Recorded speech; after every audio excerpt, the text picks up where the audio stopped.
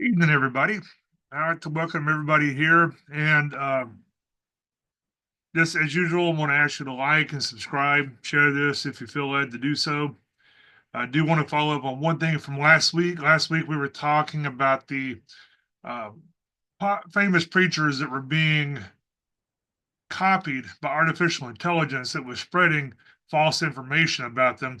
That is actually multiplying. Next week, I'm going to actually have some links to that. I'm going to have some pictures from that, and we'll talk about that some more next week.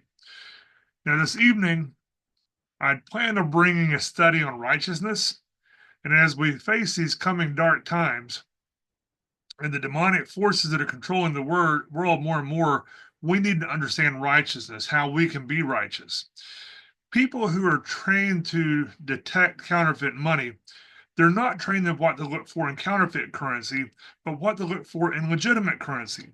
By the same token, Christians need to understand true righteousness if we are to detect false righteousness.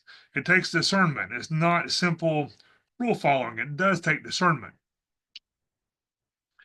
1 John 4:1, beloved, believe not every spirit, but try the spirits whether they are of God, because many false prophets are gone out into the world. In Hebrews 5:14, the strong meat belongeth to them that are of full age, even those who by reason of use have their senses exercised to discern both good and evil. Philippians 1, verses 9 through 10. And this I pray, that your love may abound yet more and more in knowledge and in all judgment, that you may approve things that are excellent, that you may be sincere and without offense until the day of Christ. Then Hebrews 4:12, for the word of God is quick and powerful and sharper than any two-edged sword, piercing even to the dividing asunder of soul and spirit, and of the joints and marrow, and is a discerner of the thoughts and intents of the heart. So the Bible says a lot about deception and discernment. It is our responsibility at that. And so we're going to take a look at that tonight. It's going to be leading into where we left off last week. It's not where I plan on being this week. Now, when I had planned to look at righteousness, apparently the Holy Spirit had different plans for me. I was shown another puppet clip that needs to be shared. Seriously, puppets. We're going to do puppets again.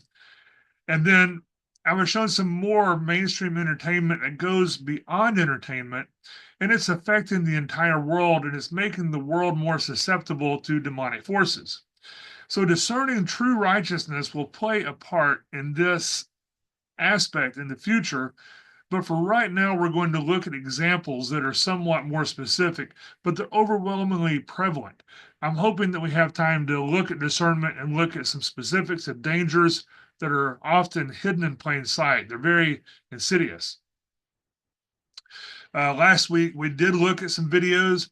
One of them didn't play correctly, so I was not able to show it. Hopefully, you watched the link that was in the comment section about Celine Dion's clothing line.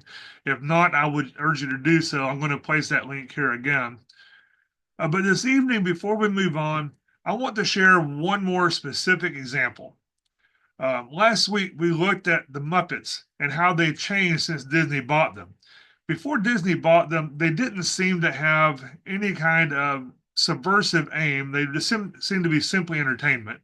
After Disney bought them, we see things such as Drag Queen Gonzo that was not made in jest as a joke, but it was seriously trying to say, hey, it's okay to do this. Um, it spends a lot of time promoting a perverted lifestyle as being a good thing. Now, Sesame Street was not included in the deal with Disney because Sesame Street owns the rights to those puppets, and Jim Henson's estate didn't own those. So whenever Disney bought the Muppets, they didn't get that. We looked at the Muppets. Now, this week, a clip from Sesame Street Puppets was brought to my attention, and I think that we should look at that before we move on here. This is your tax dollars at work.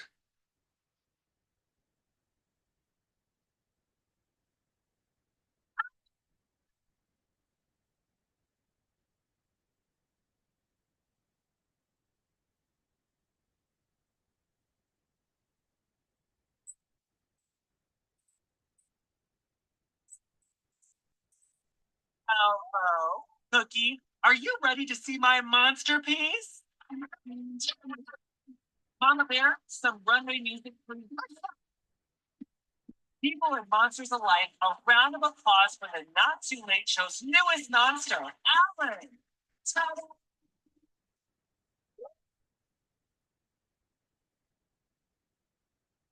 Monster is wearing the latest in high monster fashion with a set of sleek horn, fluffy, fuzzy fur, all topped off with a monster honker. I can only take so much of that. But you can see there are kids there. They're promoting this stuff to children who are in the actual audience right there. And you may ask, brother, what does that have to do with us? And that's a good question. I try to speak to people as if they're intelligent and well educated. You know, that's not for everyone, obviously. And for those who are not, there are teachers who teach at their level. One mistake that too many preachers and teachers make is to always teach to the lowest common denominator. Everyone may be equal in the eyes of God and equal in the law, but not everybody is equal in abilities.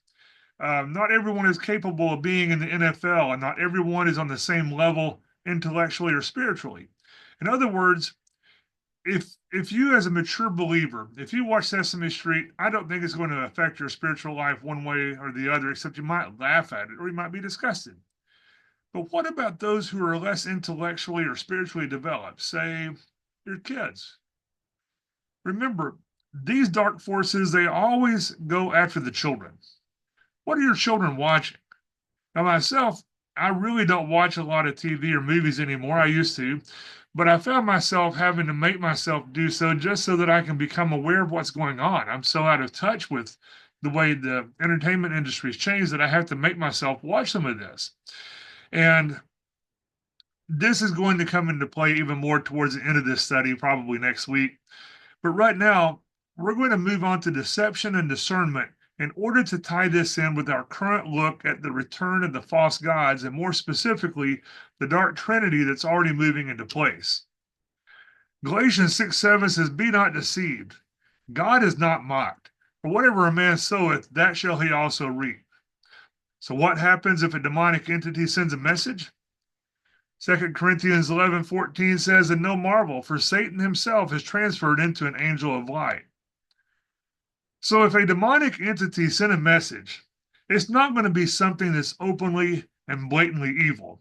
Well, it might be. We just saw an example of that, but overall it's not going to be, because most people are not going to accept something that is blatantly evil. But we're warned to not be deceived for a reason. And that reason is because we can be deceived by evil that appears to be a beacon of light, evil that appears to be something that's good. Or it may not appear good, it may just appear to be not bad. We're often unaware. Something that appeals to the flesh is what they're going to use there. The false gods are here to deceive us. Be not deceived is given as a warning because we're capable of being deceived. Charles Spurgeon said, "Discernment is not knowing the difference between right and wrong. It's knowing the difference between right and almost right." Sometimes it's knowing the difference between right and wrong. But for mature believers, which I think most of us here are, it's knowing the difference between right and almost right. And it's our responsibility to warn others. Even if God commands us to preach in a desert where no one is going to hear, that's what we're to do. Whatever God tells you to do, that's what you do. Now, have you ever seen a sign that says something like, "Don't even think of parking here"? Well, grammatically, if you were to park there without thinking about it, you would be following the directions of the letter. However, the spirit of the sign is to not even consider the possibility of parking there. And that's discernment in the most basic sense. But if one doesn't think, there is no logical problem with parking there. So, as Christians, we don't need to be making decisions either in the secular world or in our spiritual lives without thinking about those decisions. One basic rule of economics, and economics is not always about money, but can be about social issues as well. But one basic rule is to always look at a decision and then ask, what then? No actions exist in a void. If you make an action, then what comes next? That's what we always need to be thinking about. Socrates said that the only thing I know is that I know nothing. Socrates used this quote so that he could ask questions without having to answer any questions. And how can you know that you know nothing? Apparently, you know that you know nothing, so you know something. It's a paradox. Well, this same Greek phrasing is found in the fourth gospel by the blind man who referred to Jesus who had healed him. John chapter 9, verses 23 through 25, Jesus healed this man of blindness, and the Pharisees came wanting to know who had healed him. Therefore, his parents said, He is of age, ask him. Then again called they the man that was blind and said unto him, Give God the praise. We know that this man, talking about Jesus, is a sinner. He answered and said, Whether he be a sinner or no, I know not. One thing I know, that whereas I was blind, now I see. A phrase that you're probably familiar with was from Rene Descartes and said, I think, therefore I am. John 11:9, Jesus answered, Are there not 12 hours in a day? If any man walk in the day, he stumbleth not, because he seeth the light of this world. And I find it interesting that Jesus knew how many hours are in a day, but there are many people today who try to fit 72 hours, 3 days and 3 nights, into a 24-hour period from Friday afternoon until Saturday evening. I guess that's actually about 36 hours, but either way, you can't fit 72 hours into 36 hours either. But Jesus knew that there were 12 hours in a day. Jesus said what he meant, and he meant what he said. In Luke chapter 12, verses 54 through 57, and he said also to the people, When you see a cloud rise out of the west, straightway you say, There cometh a shower, and so it is. And when the south wind blows, you say, There will be heat, and it cometh to pass. You hypocrites, you can discern the face of the sky and of the earth, but how is it that you do not discern the times? Yea, and why even of yourselves judge ye not what is right? So Jesus is saying that there's not just hours and days, but there are signs and times, and we are responsible for being aware of those signs and times. We have to use discernment. Proverbs 18:13, and he that answereth a matter before he heareth it, it is folly and shame unto him. We need to think. We need to use our heads. Sometimes it might require a group decision. Acts 15:6, they had a problem came up, and the apostles and elders came together for to consider this matter. Can make a decision on their own. We can't figure it out. Let's get together and work it out. The only thing I know is that I know nothing. Sometimes you don't know something, and it's important to know that you don't know. This is an idea we talked several months ago about type 1 and type 2 thinking. Type 1 thinking is something that you have knowledge of. If you're an auto mechanic, you can answer a question about auto mechanics without even thinking about it. But if you're an auto mechanic and you need to make a decision about an economic matter, that's another story. You need to think about it. That would be type 2 thinking. You need to stop. You need to think. You may have to seek help from others or thinking from others as well. So when somebody says, I know nothing, is that a figurative statement or is it a literal statement? But it's obviously not literal, since you know that you know nothing. And this is similar to what the blind man said when he was healed in the passage we just looked at in John 9:25. It says, Whether he be a sinner, I know not. And make no mistake, the people at that time, they were educated, especially the Pharisees and Sadducees, and they were familiar with philosophy. They used it. Paul quotes Aristotle many times. Matthew 25:13, Watch therefore, for you know not neither the day nor the hour wherein the Son of Man cometh. Similar phrasing, same words, just different tenses. You don't know the day nor the hour. John 9:23, therefore his parents said, He is of age, ask him. The parents are afraid to say much. They don't want to get on the bad side of the Pharisees and the Sadducees, so they say, Ask our son who's been blind from birth. And then they called the man that was blind and said unto him, Give God the praise. We know that this man is a sinner. Like I said, this man refers to Jesus. But the blind man doesn't know who healed him. He was blind at the time. Somebody healed him. He doesn't know who. And the Greek word for blind here is typhlos, which is related to the English word for where we got deaf. And is it not interesting that Jesus often describes the Pharisees as being both blind and deaf. And then verse 25, the whole verse here, says, he answered and said, whether he be a sinner, I know not. One thing I know, that whereas I was blind, now I see. The word see here was translated by the Latin word video, which should sound familiar to you since the study that we're watching, for many of you, is on video. So even those who are watching it live, you're watching it through a video feed. That's the word to see.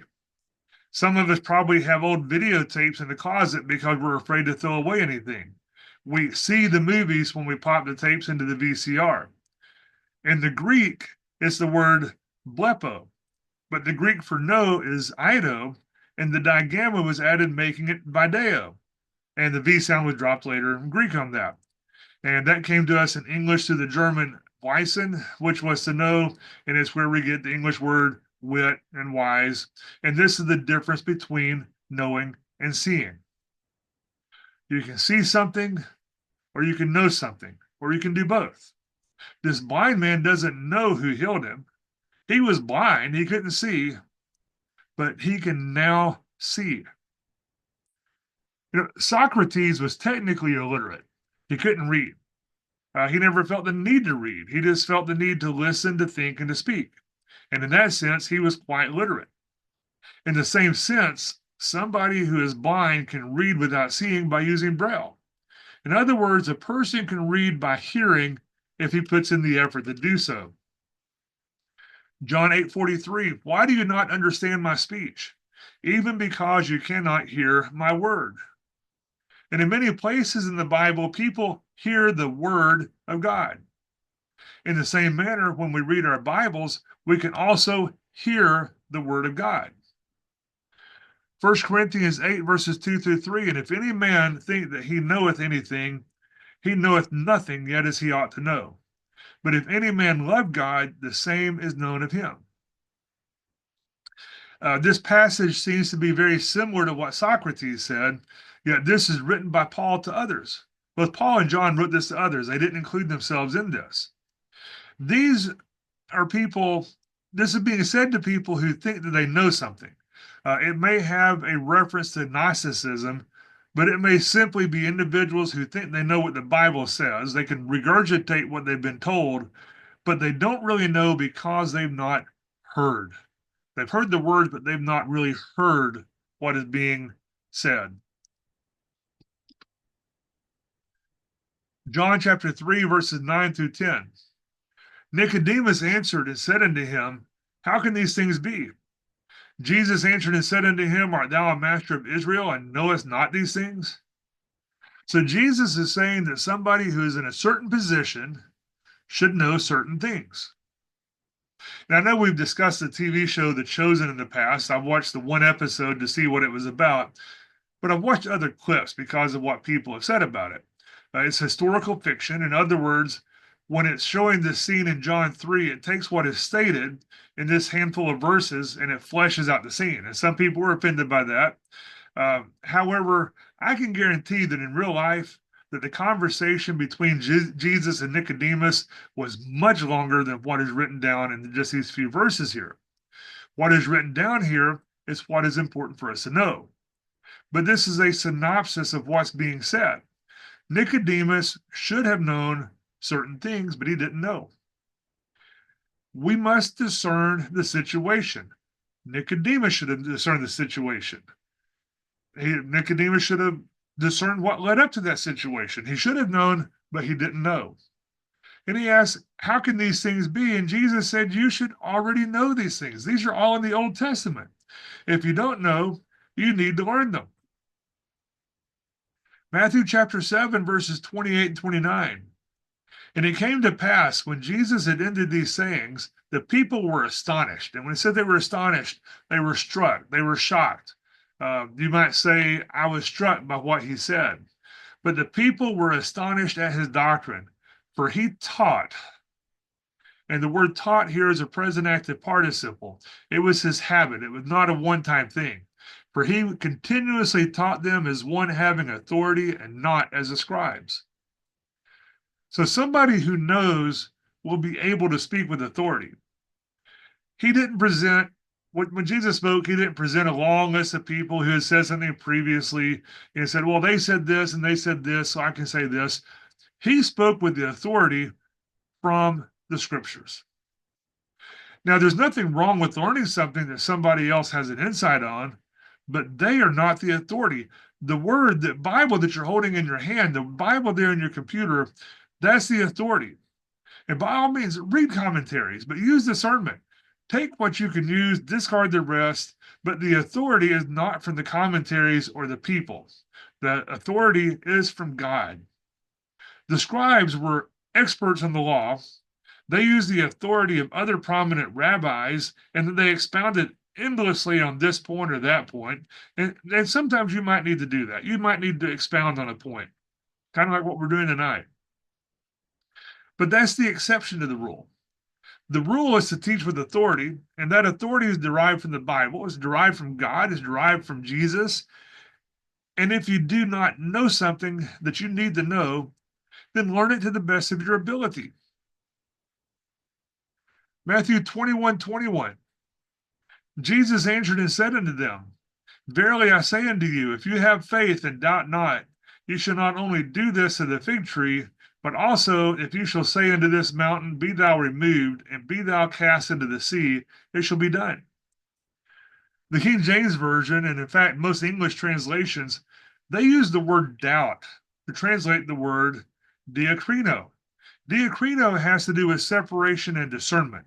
It literally means through discernment. It means that you're divided in mind. Using the word doubt was influenced by the Latin hesito, from which we get the word hesitation, which means being uncertain. Think back to our sign. Don't even think of parking here. Don't even think of doubting here. Don't even think of thinking here. This is kind of like the sword of the Spirit in Ephesians 6:7, or the sword in Ephesians 4:12, which can divide the soul from the spirit that we looked at the beginning of this. And this sword goes all the way back to Genesis 3:24, and we'll look at the trail of the sword through the Bible sometime, Lord willing, on that. But the sword represents this discernment, this division. Look at this verse again here. Hebrews 4:12. For the word of God is quick and powerful and sharper than any two-edged sword, piercing even to the dividing asunder of soul and spirit, and of the joints and marrow, and is a discerner of the thoughts and intents of the heart. So back to Matthew 21:21. Jesus answered and said unto them, verily I say unto you, if you have faith and doubt not, you shall not only do this to the fig tree, but also if you shall say unto this mountain, be thou removed, and be thou cast into the sea, it shall be done. So does this mean that you don't discern properly, or that if you don't discern properly, then you can do the same to the fig tree or a mountain? Or does this mean that you don't think about it if you can do the same to the fig tree or the mountain? Is this a good thing or a bad thing? This verse is one of those great refrigerator magnet sermons that sound great, but usually those sermons miss the point on that. This word that's translated as doubt is used all throughout the Bible. We're not going to look at all of them, but the definition of the word diakrino, which is separate or distinguish or discern, it has a very long definition actually, but it was an afterthought in the dictionary that the word doubt was added because of the modern sense of the word. It's different. There's a handful of places where it's translated as doubt, and that's the common modern usage, not because it means doubt in the modern sense. This word doesn't, but it was simply translated as doubt, and modern commentators use the modern sense of the word. The word has to do with discerning or distinguishing what is going on. Even when there's no doubt that something can be done, you still have to distinguish. Sometimes discerning may take some time. So it can infer hesitation or it can delay while determining what's actually going on. And this is closer to what the word actually meant when the King James Version was translated. It's to have to choose between two things. Now, that's more the meaning at the time it was translated. This is one of those words that's changed meanings over time, but people have a tendency to try to use the modern meaning of suspect, fear, or apprehension instead of discernment as it should be. So when you see the word doubt, think of discernment, not of fear or apprehension or anything like that. Now, as a side note on this verse, there is a Greek word, amphibalo, that does mean doubt in the modern sense. It's from two words, amphi, which means two ways, like where we get the word amphibious, and balo, which means to throw, which is cast or hurl, and we get the word ball. It's used in the sense of casting a net to ensnare fish, and there is certainty about you're going to have doubt as to whether or not you're going to catch anything. If you're a fisherman, you know that you have doubt about whether you're going to catch anything or not. Mark 1:16, now as he walked by the Sea of Galilee, he saw Simon and Andrew, his brother, casting a net into the sea, for they were fishers. It's the same word, they translated it differently. Habakkuk 1:17 from the Septuagint, therefore will he cast his net and will not spare to slay the nations continually. In Sophistic Refutations, Aristotle said, in fallacies connected with accident, the deception is due to inability to distinguish the identical and the different, the one and the many, and what kinds of predicates have all the same accidents as their subject. This word for distinguish here that Aristotle uses, this is the same word that is translated as doubt in the New Testament. This is what the word means, discernment, distinguishing. In his book of meteorology, Aristotle said, then it must be air and water that surrounds the earth, for vapor is evaporated water. And the word that's translated as evaporated is translated from the same word as discernment because it is the separation of the elements in the context used here. This word has to do with the separation. Job 37:15 through 18 from the Septuagint. We know that God has disposed his works, having made light out of darkness, and he knows the divisions. This is the word diakrino, and he knows the divisions of the clouds and the signal overthrows of the ungodly. But thy robe is warm, and there is quiet upon the land. Wilt thou establish with him foundations for the ancient heavens? They are strong as a molten mirror. This word divisions here is the same word and is used in the same sense as Aristotle used it for evaporation. Psalm 50, verse 4 from the Septuagint. He shall summon the heaven above and the earth that he may judge his people, diakrino. And this is not a judging of guilty or not, or it's not a judgment between right or wrong, but it's a discernment of his people. Who are his people? That's the discernment. Psalm 82:1. God stands in the assembly of the gods, and in the midst of them will judge gods. Now, if you've been here for a while, this verse should sound familiar. This is the scene in the heavenly assembly, and God is going to judge. He's going to discern between the gods. In Matthew 25, there's a judgment of sheep and goats. We're not going to turn there right now. I'm sure you're familiar with it. If you're not, you can look it up later. But the sheep will be on the right hand, and the goats will be on the left. Well, what is right and left? It depends on the point of view. There's going to be a separation. There's going to be a discernment. That's the important thing there. Do you know the difference between a sheep and a goat? We lived in Alaska for many years, and we had Dall sheep and mountain goats, and they looked very similar. But a wildlife official told us the difference isn't what they eat. Sheep can only eat certain things. They have delicate stomachs. They have to eat proper things. Goats will eat anything and everything. And Jesus told Peter, said, feed my sheep. The goats will eat anything you give them. The sheep you have to take care of. Numbers 18:17, and this is the first part of the verse, but the firstling of a cow, or the firstling of a sheep, or the firstling of a goat, thou shalt not redeem, for they are holy. The judgment between the sheep and the goats is not a judgment between who is in the family and who is not. It's a discernment between who is righteous and who is not. Goats are type of holy animals. This verse tells us that right here. Goats are holy, but they're stiff-necked, and they don't exceed the righteousness of the Pharisees. But don't forget, they are holy. They're in the family. Job 9:14 from the Septuagint. Oh, then that he would hearken to me or judge my cause. Job 12:11. For the ear tries words, and the palate tastes meats. Does your ear try words in the same way that your palate tastes food? It should. Your tongue knows bad food when you taste it most of the time. Your tongue can be deceived. Rat poison is 99.5% nutritious food, but the rest is what kills the rat. That's why we have to be extremely discerning. We have to let our ears try the words that we hear. The English word whether indicates a condition on which something is based. It's a selection between two unequal alternatives, whether this or whether that. Which of the two would you prefer? Sometimes it's translated as it is easier for this and that doesn't really convey the full idea, such as in the case of the camel going through the needle's eye. The idea is that it's a question of whether it is a better labor or a better toil for a camel to go through a needle's eye, or a better toil for a rich man to enter the kingdom of God. And an entrance is a toil. It takes work for an entrance.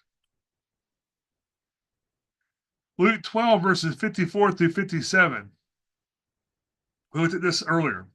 And he said also to the people, when you see a cloud rise out of the west, straight away you say, there cometh a shower, and so it is. But when the south wind blow, you say, there will be heat, and it comes to pass. You hypocrites, you can discern the face of the sky and of the earth, but how is it that you do not discern the time? Yea, and why even of yourselves judge you not what is right? This is the first instance of Jesus providing what we call a rule of thumb. It has to do with signs of the weather, and they can see those. But they're blind to the signs of the time. And the signs of the times is what we need to be aware of. Acts chapter 10, verses 19 through 20. While Peter thought on the vision, he had a vision. While Peter thought on the vision, the Spirit said unto him, Behold, 3 men seek thee. Arise therefore and get thee down and go with them, doubting nothing, for I have sent them. In this passage, this is implying that Peter is to not doubt in the modern sense, but he's not to spend time discerning or overthinking of what's going to happen. Peter thought on the vision, trying to discern what it meant, and he was told, stop doing that. Sometimes you have to act simply because God says so. Acts 11, verses 11 through 12. And behold, immediately there were 3 men already come into the house where I was, sent from Caesarea unto me. And the Spirit bade me go with them, nothing doubting. Moreover, these 6 brethren accompanied me, and we entered into the man's house. Don't discern, don't overthink. When God tells you to do something, just do it. That's what he's being told there. Sometimes we're commanded to discern, and we should discern. But when God says do it, you just do it. Romans 14, verses 1 through 3. Him that is weak in the faith receive you, but not to doubtful disputations. For one believeth that he may eat all things, another who is weak eateth herbs. Let not him that eateth despise him that eateth not, and let not him which eateth not judge him that eateth, for God hath received him. This word disputations, this refers to logical arguments. So, are we being told here to ignore logical arguments and not think about them at all? Or are we told not to discern or overthink them? We're not to overthink them. That's the idea here. Romans 14, verses 22 through 23. This is from the NET Bible. It's a little bit easier to read in this passage. The faith you have, keep to yourself before God. Blessed is the one who does not judge himself by what he approves. But the man who doubts or the man who discerns is condemned if he eats, because he does not do so from faith. And whatever is not from faith is sin. Remember, faith is a lifestyle. The word that is translated as judge, this is our word for dividing. And it's a dividing that which is true from that which is false. The word condemned is translated several times in the Bible, and we tend to apply the modern meaning to the word of a negative judgment against something or to hold something to be reprehensible. But basically, this is just saying to hold yourself to the same standards as you hold others, and that should be done in your righteousness. 1 Corinthians chapter 12, verse 10, to another the working of miracles, to another prophecy, to another discerning of spirits, to another divers kinds of tongues, to another the interpretations of tongues. Paul sets up the love chapter talking about discerning of spirits, and he mentions speaking in tongues more than once during this passage. Well, the word that's translated here as interpretation is the word hermeneia, and it's where we get our word hermeneutics, which has to do with interpretation and explanation. Usually the word refers to scriptures, but it can be used in other fields as well. But these are diverse languages. This is not gibberish. In other words, if everyone is speaking the same language, there's no need for somebody to speak in other languages. And the speaking in tongues may or may not be miraculous. Somebody may just know the language, but it may be a miracle from God. A doctor may have the gift of healing, or a healing may be a miraculous event done by somebody who's been given the gift of healing. But when we use discernment, we expound upon what is being taught. 1 Corinthians 14, verses 28 through 30.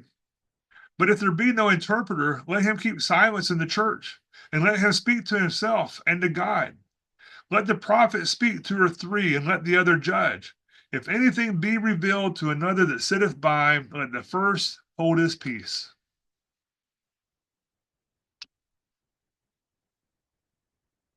But strong meat belongeth to them that are of full age, even those who by reason of use have their senses exercised to discern both good and evil. Let's talk about strong meat. Hopefully, everyone here is moved along from the milk of the word, but we need to encourage others to move along from the milk of the word into the strong meat also. And this word meat here is used simply to mean food. So, strong meat is adult food. If we're mature, we have our senses exercised to discern both good and evil. The NET Bible says, but solid food is for the mature, whose perceptions are trained by practice to discern both good and evil. James chapter 1, verses 5 through 8. But if anyone is deficient in wisdom, he should ask God, who gives to all generously and without reprimand, and it will be given to him. But he must ask in faith without doubting, for the one who doubts is like a wave of the sea, blown and tossed around by the wind. For that person must not suppose that he will receive anything from the Lord, since he is a double-minded, and this word means double-souled. He is a double-minded individual, unstable in all of his ways. If you're double-souled, then you're going to be facing both ways at the same time. You're not going to be focused upon the things of God. Your attention is going to be divided. You're going to create confusion within yourself, and you will affect others. If you face both ways instead of discerning, then you're going to be like a wave in the sea. If you've ever been out at sea on a fishing boat, it just waves as far as you can see. Since you're going to be blown and tossed about by the sea, you're also going to be indistinguishable from all the other waves. Don't overthink some things. Just be faithful. If you've not been directed by God, use discernment. We have the rules that we have to go by here on this in order to discern. 1 Corinthians 14:33, for God is not of confusion, but of peace, as in all churches of the saints. God is not about commotions. He is about peace. He's about harmony. He's not about everything being a free-for-all. That's what the demonic world wants. The demonic world wants everything to be a free-for-all. And peace doesn't necessarily mean the same thing as not at war, but it has to do with harmony. James chapter 3, verses 16 through 18. For where envying and strife is, there is confusion and every evil work. But the wisdom that is from above is first pure, then peaceable, gentle, and easy to be entreated, full of mercy and good fruits, without partiality and without hypocrisy. And the fruit of righteousness is sown in peace of them that make peace. Is your life full of strife? What exactly does that mean? Ambrose Bierce defined politics as a strife of interests masquerading as a contest of principles, the conduct of public affairs for private advantage. Most of us think of strife as being contention, quarrel, struggle, or something along those lines. And because of this, many people don't want to debate the Bible. Oh, the Bible tells us to avoid strife. Well, it does tell us to avoid strife, but the Bible also tells us to seek the truth. 1 Thessalonians 5:21 tells us, prove all things, hold fast that which is good. A verse that I give to everybody in my Bible study classes to write down and to keep in their minds and hearts is Acts 17:11, which says, these were more noble than those in Thessalonica, in that they received the word with all readiness of mind and searched the scriptures daily, whether these things were so. We're told to discuss, we're told to debate. And the caveat for that is that we are to do so with the idea of seeking truth. The word strife, when used in the New Testament, has to do with arguing for the sake of arguing and debating just to prove that you're right. In other words, it creates a sense of superiority instead of a spirit of truth. When I was in Bible college, we had debates, and we were assigned a position instead of defending what we thought was the correct position. Well, remember our commentary on counterfeit money earlier, or counterfeit currency? To recognize the counterfeit, you don't look for the false, you have to recognize the true. And that debating in Bible college was sinful in that it was simply a spirit of strife. It was arguing for the sake of arguing. It was not a spirit of truth. 2 Timothy 2:14, of these things put them in remembrance, charging them before the Lord that they strive not about words to no profit, but to the subverting of the hearers. The Bible does not tell us to not have strife, but Proverbs 3:30 tells us to strive not with man without cause, if he have done thee no harm. In other words, don't engage in controversy for nothing useful, but seek to find the truth. In Jude, even the archangel Michael, he contended with the devil, disputing about the body of Moses. And why did he do this? Why is the body of Moses important? I think it's perhaps Satan wanted to see that he was actually dead. According to Jewish tradition, Moses was raptured. It's conjecture, but it's interesting. But Michael was contending with Satan about the body of Moses. But even in that contending, he didn't bring about a railing accusation, but he said, the Lord rebuked thee. We don't seek controversy for the sake of controversy, but we must seek the truth. And if that truth is controversial, and today the truth is very controversial, then don't do it just for the sake of truth. Do it righteously. Matthew 21, verses 19 through 20. And when he saw a fig tree in the way, he came to it, and he found nothing thereon, but leaves only, and said unto it, let no fruit grow on thee henceforward forever. That's unto the age. And presently the fig tree withered away. And when the disciples saw it, they marveled, saying, how soon is the fig tree withered away? This is our context for Matthew 21:21 that we looked at previously. Jesus answered and said unto them, verily I say unto you, if you have faith and doubt not, you shall not only do this to the fig tree, but also if you shall say unto this mountain, be thou removed, and be thou cast into the sea, it shall be done. And this phrase, be thou removed, is from the word airo, which means to be lifted up.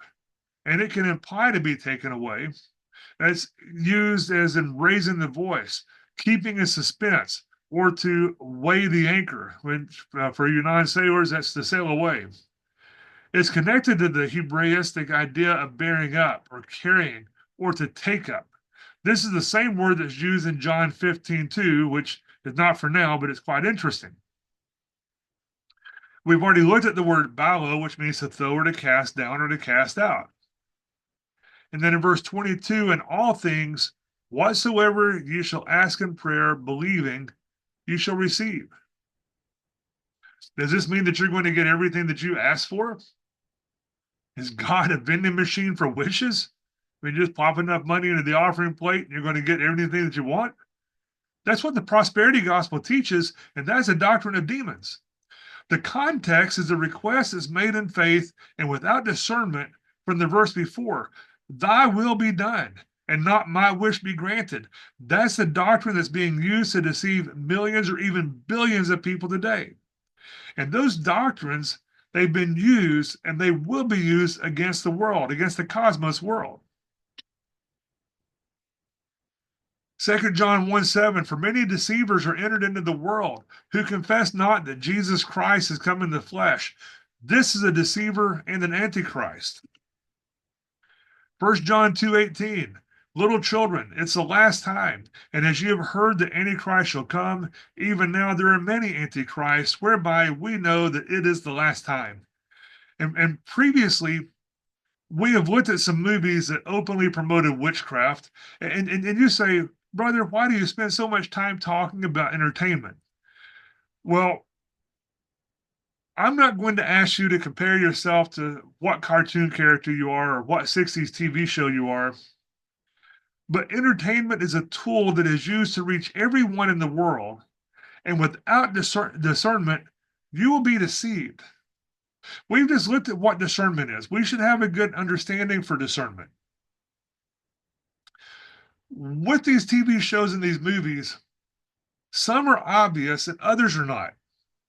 For example, the TV show Bewitched, if you're as old as I am, you remember that growing up. It's actually kind of funny. But what better way to sneak in things that may not be healthy to an undiscerning believer or to a baby believer? In fact, if you watch that TV show, I remember they went to church, and I looked it up just to make sure I wasn't imagining things. They went to church. She's a witch. Now, if you're not familiar with the show, Samantha's a witch who falls in love with and he marries a mortal.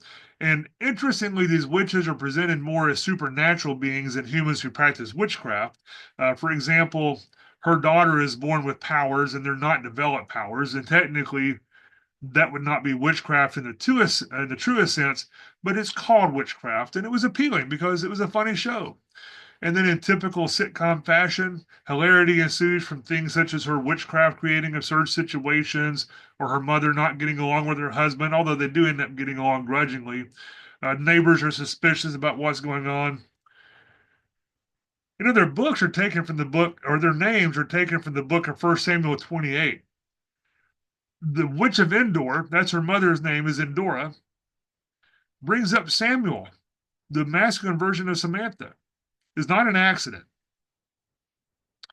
Now, if you're a mature Christian, this show would probably not be a stumbling block for you. Most people simply didn't think about the potential evil of the situation. It was presented in a very appealing way.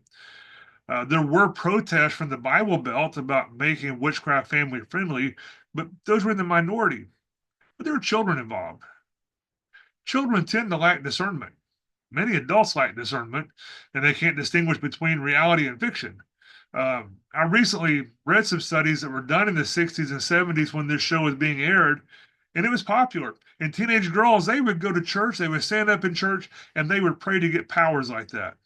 Some of them just wanted power so they could be liked, other ones wanted revenge against somebody, and some simply wanted what they considered to be a better life. And although this show was a sitcom, it actually led to many people seeking information on the occult in general and witchcraft specifically. And that lasts to this day. And this was not the only case of that. We're going to look at some more of those. We're not going to look at all of them, obviously, just some of the more popular ones. We spent quite a bit of time on Disney. We're going to spend a little bit more later. That'll come next week. And you say, why do you pick on Disney? Well, because they're the biggest purveyors of subtle occultism that's affecting our youth. There are others. We're going to look at one here in a minute that's really currently popular. But Disney is always there and they're ever present. Many of us grew up with the wonderful world of Disney. Some of the shows were problematic, but even that seemed to be simply storytelling and entertainment and not intentional corruption. Some of the stuff was just simply semi-biographical works, such as Davy Crockett, Francis Marion, and others like that. But we could trust them, right? I mean, we enjoyed it growing up, after all. We were kids. We came home to watch this show. We complained about going to church because it came on Sunday nights. We needed to hurry up and get home. And so we didn't notice the sorcery. We didn't notice the false gods. We didn't, Peter Pan. We didn't notice the Nephilim, the mermaids, things like that. We just enjoyed it. Today, do you use this as a babysitter for your kids? We need to protect our kids because the false gods are targeting them. And if you're a mature believer, you may think it's just a movie. And for yourself, that's probably a true statement and a true sentiment. After all, a horror movie where the good guy wins or somebody is demonized and they're freed is not all bad. But what about when the bad guys are glorified and made to look appealing? We're living in days when an appalling number of entertainers, actors, and actresses specifically, are self proclaimed witches. They're proud of it, they don't even try to hide it. Back 50 years ago, they kept it a secret. They were still there. They didn't just suddenly pop up, but they no longer hide it. Many of them proudly proclaim that they channel demons that help them imitate other people. Some people, some actors and actresses, they simply act. They're good at it. Others actually seem to become those characters. And they claim, and they believably claim, that they're inhabited by something that walks with them. You should also be aware that in many of the movies that involve the occult, actual spells are used. It's not simply a portrayal to represent an evil witch that gets her comeuppance, but an actual witch who is heralded as a protagonist of the story. She's the hero using actual witchcraft. And we're living in a world that is an open rebellion and open opposition to God. And entertainment is a tool that's being used to deceive the world, and they target the kids. And that's why we need discernment. Now, because I spent longer than anticipated on going through spiritual discernment, we're going to go through some of these very quickly. Some are movies, some are TV shows. You probably recognize their names. You probably watched some or all of them. You have shows like Charmed, Sabrina the Teenage Witch, The Chilling Adventures of Sabrina, Vampire Diaries, Supernatural, Talk to Me, The Craft, and of course, is Harry Potter. Now, there are others, but these all get decently high ratings, and they were somewhat popular, and they all feature actual witchcraft. Witchcraft has been normalized in today's world. Now, anything that has to be normalized is not normal. Was this normalization the purpose behind shows like Bewitched? I would say probably not. It was probably just intended to be entertainment. But the intentions don't matter. That was the result of it. Today, it is not simply pretend witches who go to church and try to live normal lives. It is actual demonic witches that are being romanticized and idolized, put on a pedestal. And you say, oh, brother, you're making way too much out of this stuff. Maybe. Let's take a look at it. One thing that's obvious is that the world has moved from atheism to a strong belief in the spiritual world. It's gone from not believing in God to being in open rebellion to God. So many people want access to the power that this world affords in the spiritual world. It's appealing. As a family, we didn't participate in the Harry Potter mania. However, I did read the book to see what it was all about. I found the moral ambiguity and moral relevance that was being pushed on our kids as being at least as much of a problem as the sorcery. However, the sorcery was a problem. It was appealing. Kids wanted part of that. Demand for pagan and witchcraft magazines surged beyond their ability to publish enough copies for everybody who wanted one. Real witchcraft magazines, not movie representations. And you say it's just a movie. But the reality of it is that many practicing witches today started through movies, a huge number of them through Harry Potter. And that may not have been the intent of the author, but that was the result. These things may not affect you directly. You may not want to rush out and join a coven just because you watched a movie. But if these movies present something in a positive light that is an abomination to God, it's an influence of Satan, or it's an influence of those who do the work of Satan. Many of these shows use actual spells. Some of them have received calls and letters from practicing witches, and some of those letters and calls were praising them for raising awareness, and some were warning them that they were playing with dangerous forces and they needed to stop doing that. Now, popular music is the same way. Many popular songs, I've shared some of the lyrics on there, but they promote witchcraft and they even use actual spells also. I'm going to leave that to you to research. I'm more willing to watch movies than I am to listen to Taylor Swift and Beyonce. I've done my research that I'm going to do on the pop music, but have at it. Some of these actors and actresses, though, have said in interviews that they memorized the spells because they were written in the script and they liked them, so they decided to just keep them in their minds. If these shows are being played in your living room, these spells are being recited in your home. That sounds like a really bad idea to voluntarily bring curses on your family. There's a movie called The Craft. They hired actual witches as advisors in the show, and these witches would bring the actresses into their circles while releasing the spell words to the viewers and over the scene, and then they broadcast it. The actresses were proud of the fact that, and this is in their words, they were proud of the fact that they were getting real and raw with these real witches, and people are playing it in their homes, and it's entertainment. The word entertain comes from a word that means to allow consideration or to take into the mind. In this type of entertainment, you're taking witchcraft into your mind and you're taking it into your home. And usually the producers have to try to transfer it into something silly to get people to accept it. But more and more people are embracing it, even when it's presented as pure evil because it promises power to those who use it. No longer do we live in a world in which people fight evil. We live in a world in which they embrace evil. And remember, Hollywood is named after the Hollywood that is used in witchcraft. So none of this should come as a surprise to you. There's a movie taught to me. It was not so much about witchcraft as it was about inviting spirits into people and having to defeat the evil. I included it on this list because it does portray mocking of Christianity, and it portrays a Christian who invites the spirits to enter into him. Probably something you should avoid, but something that would definitely deceive a baby Christian or a non believer. In some of the horror movies, light does overcome evil and the cross defeats the demons. So that's something in its favor. But the realism that is used today is at a level that is very disturbing. And while it can make some people aware, others may become numb to the demonic and to the evil. There's a new movie called Sinners. It's about two brothers who left town to get away from their troubled past, but they returned in order to start over. And they discover that a greater evil is awaiting them. And this is another movie in which real witchcraft was being done on the set. Wunmi Masaku, I think is how you pronounce her name. She's a Nigerian actress. She plays a character named Annie who performs witchcraft. She had an actual hoodoo priestess on the set in order to make it realistic, including communicating with spirits for making this movie. Those who watch this movie are not being exposed to make believe. They're being exposed to something that is very real. We must use discernment. What's going on in these movies is not just pretend. And the actors and actresses not only know that it's not pretend, but they're active participants. They know what they're doing. The occult will promise power and fame, and sometimes it delivers wildly, but at what cost?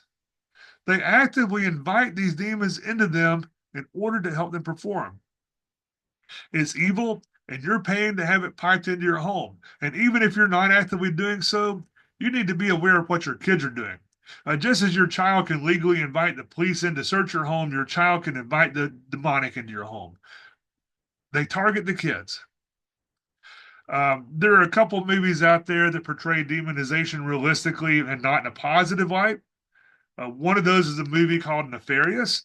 It's about a man who is possessed and becomes a serial killer, and a psychiatrist has to determine if he's crazy or if he's competent to be executed. I don't often recommend movies, but this is one that I do recommend, but with the caveat that it's very well acted and it's very disturbing. And why do I recommend it? Because of circumstances surrounding it. The movie itself is done realistically, but the circumstances are the unbelievable and coincidental hurdles. Remember, there's no such thing as a coincidence. But there were a lot of coincidental hurdles that kept being thrown up to prevent its production and then to prevent its release. And there seems to be now a concerted effort to drive the ratings down on it. People go online and give it a 1-star rating just to reduce the rating so people won't watch the movie. And because of all the opposition, it seems to me as if it may be something that is worthwhile to recommend. We're not going to get to the Disney movies today. We will do those next week, along with the coming One World Religion that's already here. We don't have time to finish this entire study tonight. We have to wait on that. But the study on deception took a lot longer than I anticipated on that. But we're going to get to righteousness the week after next. However, before we close tonight, I want to bring up one more animated show that you should be aware of. Remember, it's always aimed at the kids. Now, I think that the idea behind this show is not aimed at kids, but it's a cartoon. Cartoons appeal to kids. This show has 10.8 million subscribers, and the pilot episode has been viewed 116 million times. And with that many views, I don't know how, but I've never even heard of this show, but the young people think it's great. And it's a show called Has Been Hotel. I think it's about 5 years old now, but it's even still surprisingly popular, and is popular among church youth. And to me, that is unbelievable. This show is not okay. There is no way in which to cast this show in a positive or an innocent light. The main character is named Charlie Morningstar. That name might sound familiar to you. Isaiah 14:12. How art thou fallen from heaven, O Lucifer, son of the morning? This is the morning star. How art thou cut down to the ground, which does weakest the nations? Charlie Morningstar is a demon. They don't even try to hide that fact. It says his origin is hell, his father is Lucifer, and his mother is Lilith. Pentagrams are prominent. This show is openly demonic, has 116 million people who watched it, is aimed at kids, and there's a good possibility that your kids are watching it, or your grandkids if you're as old as I am.